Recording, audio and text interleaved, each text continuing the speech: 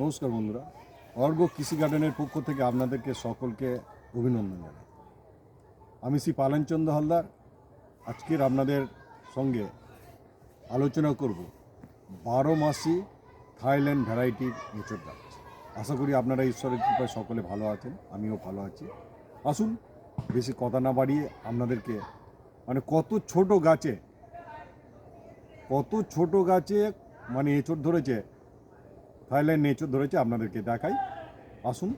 এবং এইটা মাত্র 8 মাস বয়স, গাছটা মাত্র 8 মাস বয়স। কত সুন্দর গাছে, প্রত্যেকটা গাছে এঁচোড়ের মুচি এসছে, তা আপনাদের সঙ্গে শেয়ার করছি। আসুন দেখ, গাছটা দেখুন কত ছোট গাছ।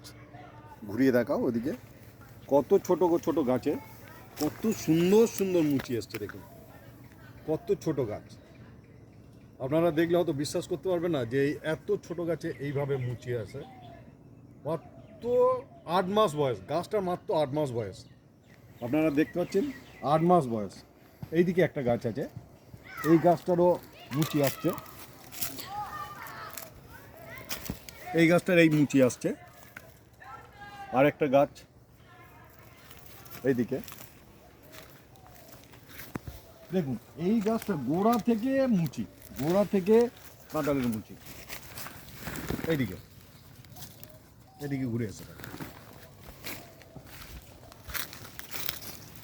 আপনারা নিশ্চয়ই দেখতে পাচ্ছেন কত সুন্দর ছোট গাছে কত সুন্দর গোড়া থেকে কাঁঠাল হয়েছে, কত সুন্দর।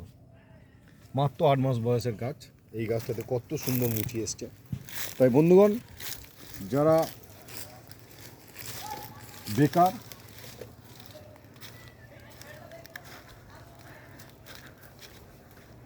এই একটা গাছ,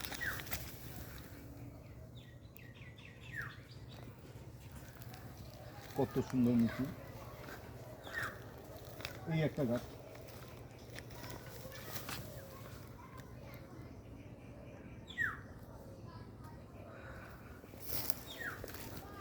তাই বন্ধুগণ, আপনাদের কাছে অনুরোধ, যারা বেকার শিক্ষিত যুবক, যাদের অন্তত 1 বিঘা জমি আছে, আপনারা থাই ভ্যারাইটির কাঁঠাল চাষ করুন।